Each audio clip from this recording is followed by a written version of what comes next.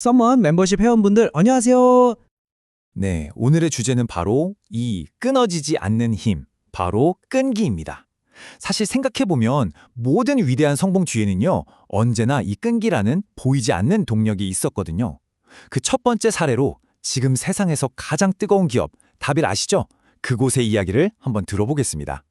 자, 첫 번째 이야기, 끈기의 조직. 엔비디아의 비밀입니다. 요즘 엔비디아 모르는 분 없잖아요. 근데 이 회사는요, 단순한 기술 회사가 아니에요. 아주 오랜 시간 동안 쌓아올린 끈기랑 회복력으로 만들어진 뭐랄까 거대한 생명체 같다고 할까요? 그 비밀을 지금부터 하나씩 파헤쳐 보겠습니다.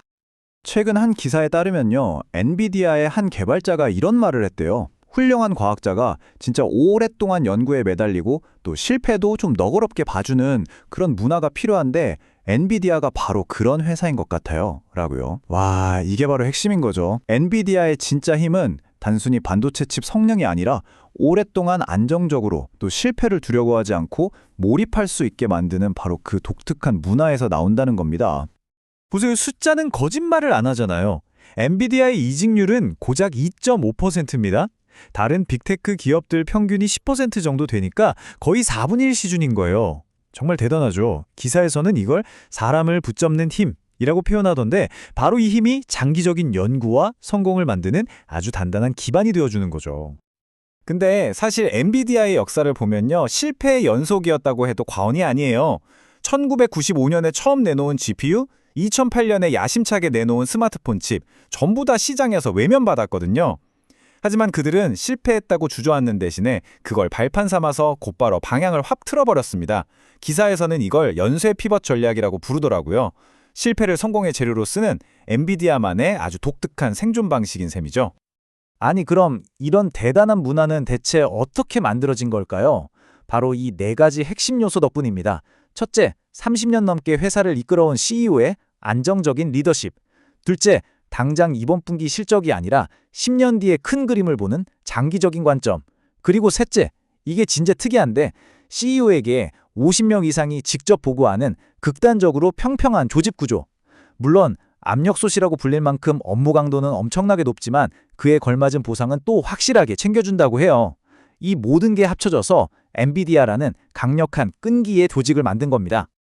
자, 조직 얘기를 했으니까 이제 리더 얘기로 넘어가 볼까요? 어떻게 하면 리더는 직원들로부터 이런 엄청난 충성심을 이끌어내고 또 재능 있는 인재들을 쑥쑥 치워낼 수 있을까요? 와, 정말 멋진 비유 아닌가요?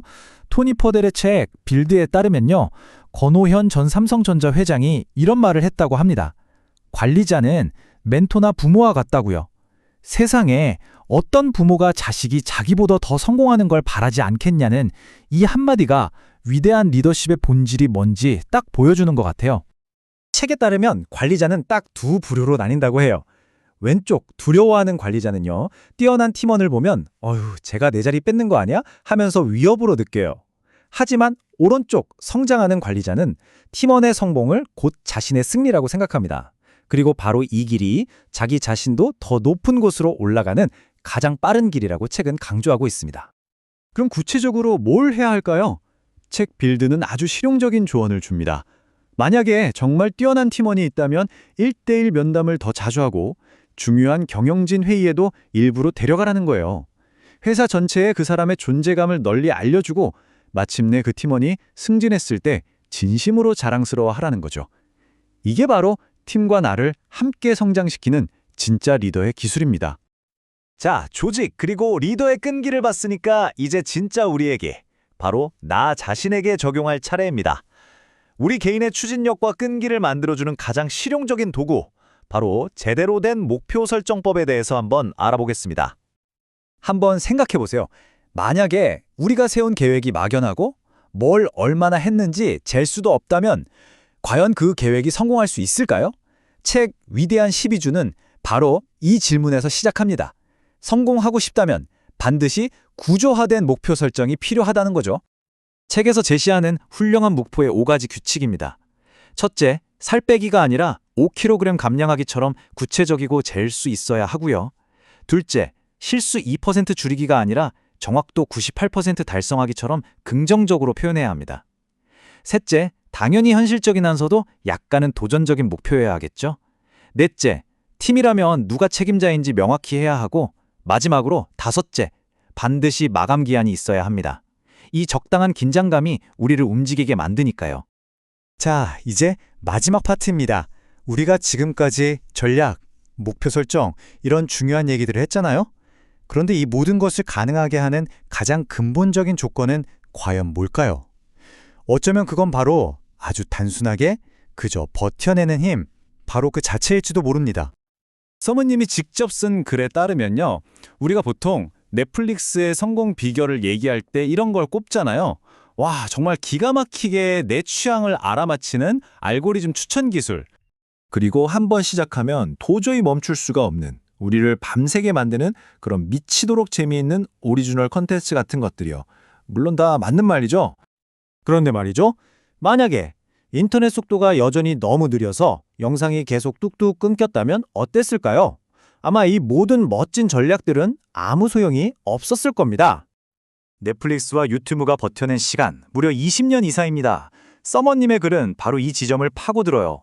어쩌면 그들의 가장 위대한 전략은 전 세계에 초고속 인터넷이 깔리고 동영상 스트리밍이 가능한 세상이 올 때까지 그냥 버텨낸 끈기, 바로 그거 하나였다는 거죠. 바로 이 지점에서 끈기는 회복 탄력성이라는 개념과 연결됩니다. 회복 탄력성은 힘든 일이 아예 없는 상태가 아니라 힘든 일로부터 다시 일어서는 능력을 말하거든요. 일주일에 7일을 일한다는 젠슨 왕 CEO도 매일 밤 9시 반에는 꼭 잠자리에 든다고 해요. 왜일까요? 회복해야 내일 또 버텨낼 수 있으니까요. 진정한 끈기는 무작정 참는 게 아니라 바로 이 회복하는 힘에서 나오는 겁니다. 그래서 서머님은 글의 마지막에 이렇게 외칩니다. 넷플릭스도 엔비디아의 젠슨 황도 그 힘든 시간을 버텨냈는데 나라고 못할 게 뭐냐고요. 이건 우리 모두에게 던지는 응원 메시지예요. 지금 혹시 힘든 시간을 보내고 계시다면 꼭 스스로에게 외쳐주세요. 나 화이팅! 하고요. 인생에는 가방끈이 긴 거보다 끈기가 있는 게 더 중요할 때가 많은데요. 그리고 끈기를 가지려면 바닥을 쳤을 때 회복하는 회복 탄력성을 가지는 것이 중요하고요. 그런 의미에서 오늘 하루도 끈기를 충전하면서 보내시길 바랍니다. 휴식은 그냥 쉬는 게 아닙니다. 끈기를 충전하는 겁니다. 호호.